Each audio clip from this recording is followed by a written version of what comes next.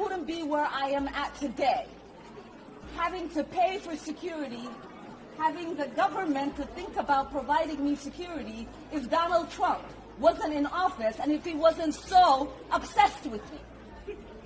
It is ironic that just last night he was on stage moments before I was attacked, talking about me.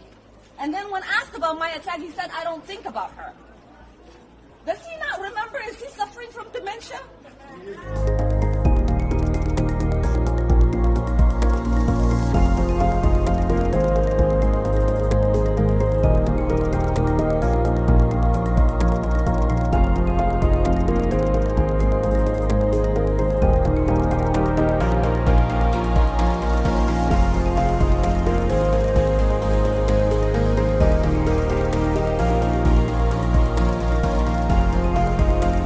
A heckler has been tackled by security after spraying an unknown substance at a US House Democrat. Ilhan Omar is her name. The representative was speaking at a town hall in Minneapolis. You can see that there, extraordinary vision, when a man approached her, sprayed her and started screaming. Law enforcement officers tackled the heckler and removed him shortly after. The incident occurred in the wake of a second fatal shooting involving ICE agents in the state.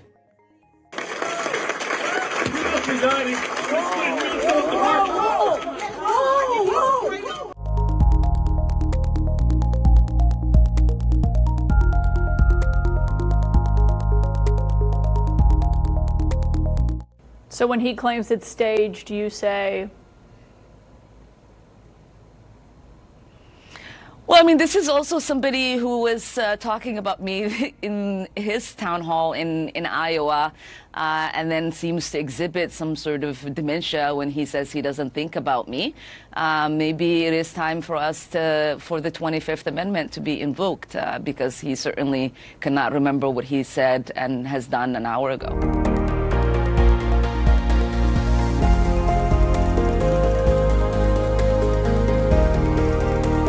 2 or 3 a week, these massive ships that we brought in to some place in Somalia, which I don't even know is it a country. We have Ilhan Omar left, and then she gives us lectures on the Constitution of the United States. These people are, what they've done to rip off our country is terrible.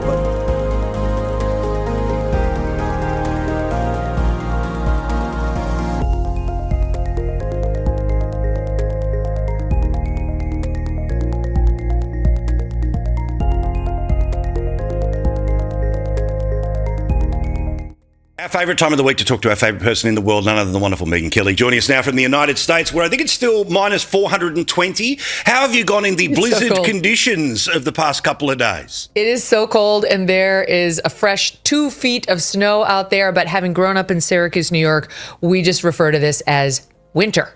Now, let's talk about the obvious here, which is the shooting of this bloke in Minnesota.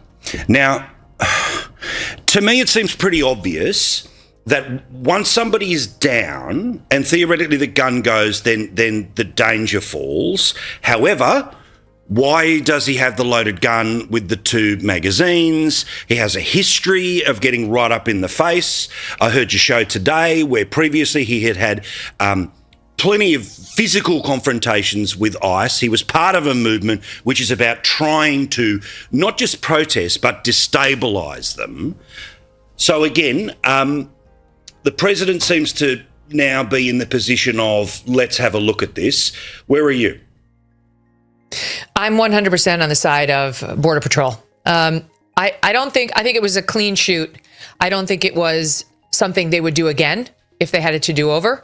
I think it was an erroneous defense of others, which is a legitimate defense under the law to any sort of murder claim or whatever these leftists are hurling at them.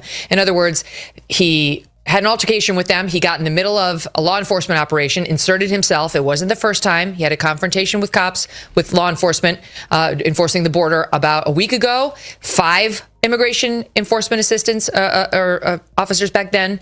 And he broke a rib. So aggressive was he in interacting with them. So he learned, or should have, that you don't do that. You and I know this just by sitting at our desks. Anybody with common sense knows you don't put yourself in between any sort of law enforcement officer and the target of their arrest or their interest, or you're taking your own life in your hands, which is exactly what he did. And now he did it again, which was very, very, very stupid. And especially when you know you're carrying, because if the officer finds the gun, then his reasonable fear of you is going to go up, which is bad. That's powder keg.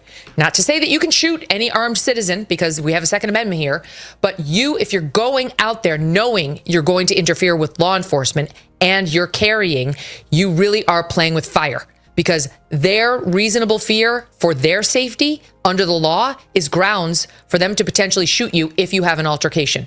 And they did have one. Unfortunately for this guy, he had one. He inserted himself again. He put hands on the law enforcement officer, which is considered an assault. It's a felony under our laws. Then they went to arrest him. Then he resisted arrest, which was very, very stupid. All the cops zeroed in on him. Border Patrol. They are law enforcement officers. And you heard somebody yell, gun, gun, gun, which is what they do when they spot a perp with a gun on him. And what appears to have happened, though the investigation is underway, is one of the officers removed the gun from the back of his pants, and it either went off or it didn't. It's unclear where that first shot happened, but it's kind of irrelevant. Clearly, the other officers misunderstood that the guy had the gun and fired it, and then they fired. No, they don't just run around murdering people, notwithstanding what these loons on the left say. They obviously thought that they were defending themselves or others. They heard gun, gun, gun, and it looked like that guy's gun, now in the hands of the law enforcement officer who was walking away, it looked like it fired. And apparently it's been known to fire spontaneously, this particular weapon. So it's possible that that's what happened. It's possible that the cop inadvertently fired it. We don't know. But you do not see a single Border Patrol officer fire their gun or even pull their gun out until you hear the one say, gun, gun, gun. So they were not looking to shoot this man. They were scared. They thought he was going to shoot them.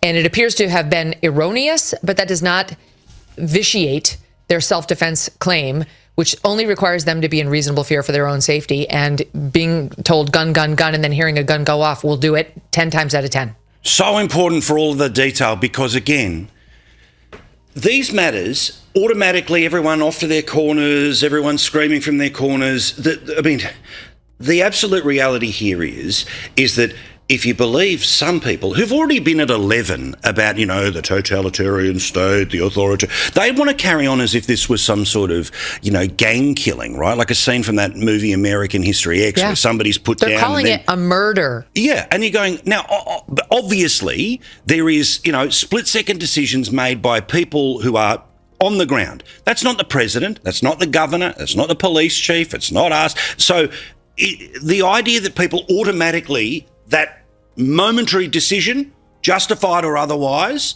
then instantly becomes proof about the Trump administration. And this is the problem for the left. They have been at 11 for 10 years. They have got nowhere else to go. And even if the wolf turns up, they've been crying wolf for too long that no one believes them.